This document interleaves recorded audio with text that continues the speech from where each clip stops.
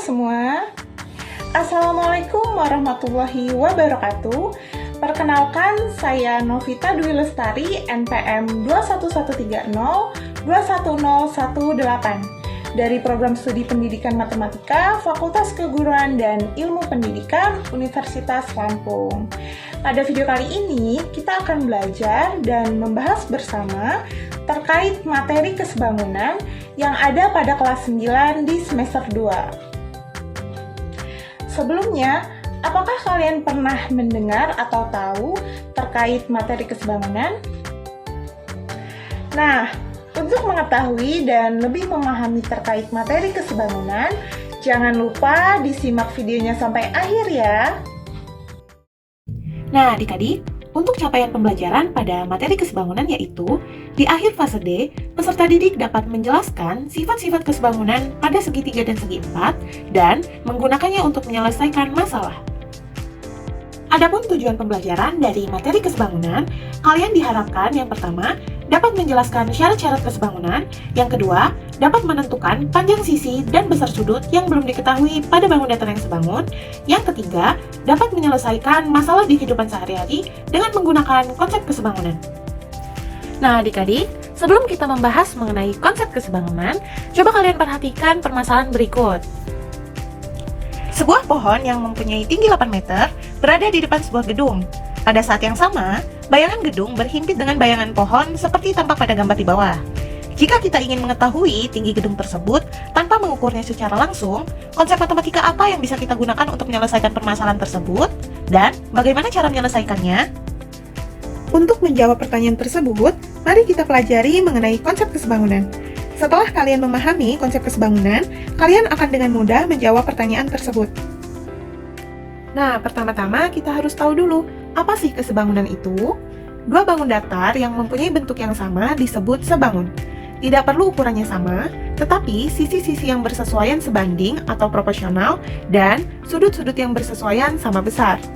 Perubahan bangun satu menjadi bangun lain yang sebangun melibatkan perbesaran atau pengecilan. Adapun syarat-syarat kesebangunan yaitu dua bangun dikatakan sebangun jika memenuhi syarat. Yang pertama, sisi-sisi yang bersesuaian memiliki perbandingan yang sama. Yang kedua, sudut-sudut yang bersesuaian besarnya sama. Dalam matematika, kesebangunan ditandai dengan simbol seperti yang tampak di layar. Tanda ini menunjukkan bahwa dua objek tersebut merupakan objek yang sebangun. Selanjutnya, kita akan membahas mengenai contoh bangun datar yang sebangun. Nah, coba kalian perhatikan dua gambar bangun datar tersebut. Persegi panjang EFGH sebangun dengan persegi panjang IJKL. Ada yang tahu kenapa alasannya?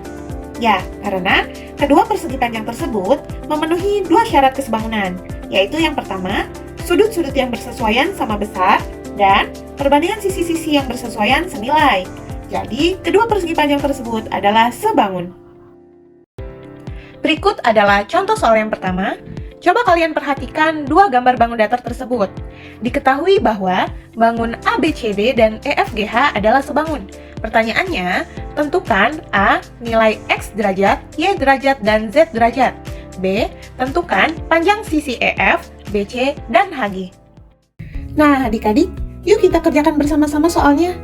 Sebelumnya telah diketahui bahwa bangun ABCD dan EFGH sebangun. Artinya, sudut-sudut yang bersesuaian sama besar dan perbandingan sisi-sisi yang bersesuaian senilai. Nah, pada poin A, kita diminta untuk menentukan nilai dari X derajat, Y derajat, dan Z derajat. Oke, yang pertama kita akan mencari nilai dari X derajat. X derajat di sini merupakan besar dari sudut G. Nah, ada yang tahu sudut G ini bersesuaian dengan sudut apa? Yap, benar sekali, bersesuaian dengan sudut C. Artinya, karena bersesuaian, besar sudut G itu sama dengan besar sudut C. Yang mana di sini telah diketahui bahwa besar dari sudut C yaitu 22,6 derajat. Sehingga diperolehlah X derajat sama dengan 22,6 derajat. Selanjutnya, kita akan mencari nilai Y derajat.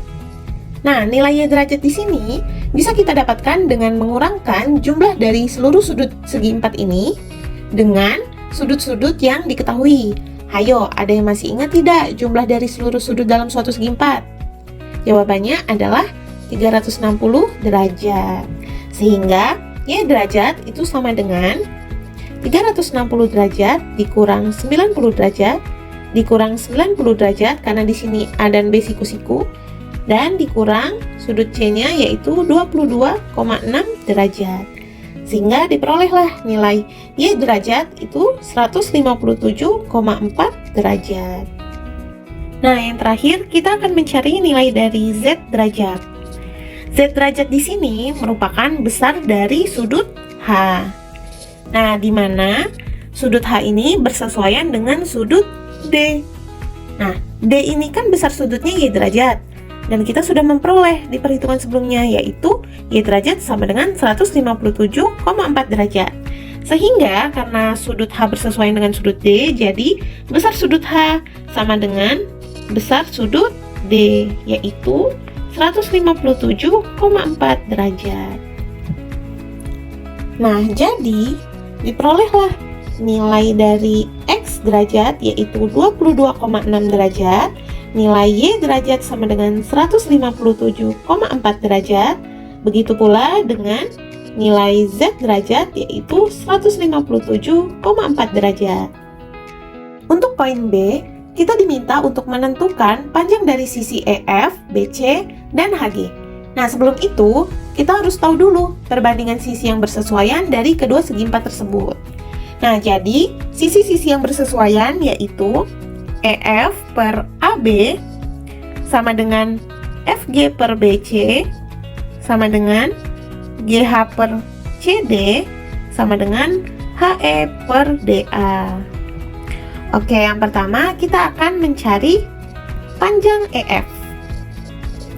Nah, untuk mencari panjang EF ini, kita bisa menggunakan perbandingan sisi yang bersesuaian yaitu EF per AB sama dengan HE per DA. Nah, EF di sini kan yang mau kita cari. Jadi EF per AB. AB-nya diketahui berapa? 16. Untuk HE-nya yaitu 15. DA-nya 20. Sehingga diperolehlah EF itu sama dengan 16 dikali 15 per 20. EF sama dengan 12 cm. Nah, selanjutnya kita akan mencari panjang BC.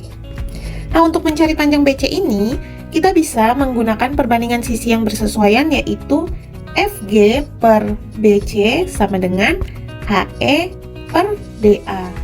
Nah, diketahui FG-nya yaitu 20, BC yang akan kita cari, HE-nya 15, dan DA-nya 20.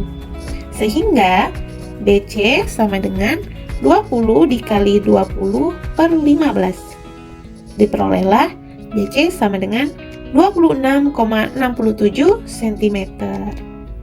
Oke, yang terakhir kita akan mencari panjang HG.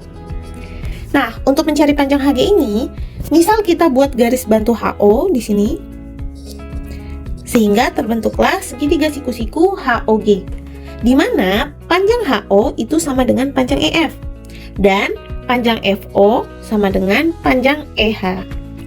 Nah, untuk mencari panjang OG itu berarti FG dikurang FO, di mana FG nilainya yaitu 20 cm dan FO 15 cm.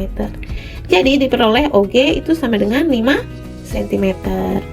Nah, sekarang untuk mendapatkan panjang HG, kita bisa menggunakan teorema Pythagoras, yaitu HG kuadrat sama dengan HO kuadrat ditambah OG kuadrat. HG sama dengan akar HO-nya diketahui 12, maka 12 kuadrat ditambah OG-nya 5 kuadrat.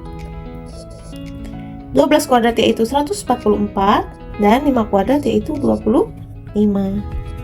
Peroleh HG sama dengan akar 169. Ada yang tahu akar 169 itu berapa? Ya, benar sekali. Hasilnya yaitu 13.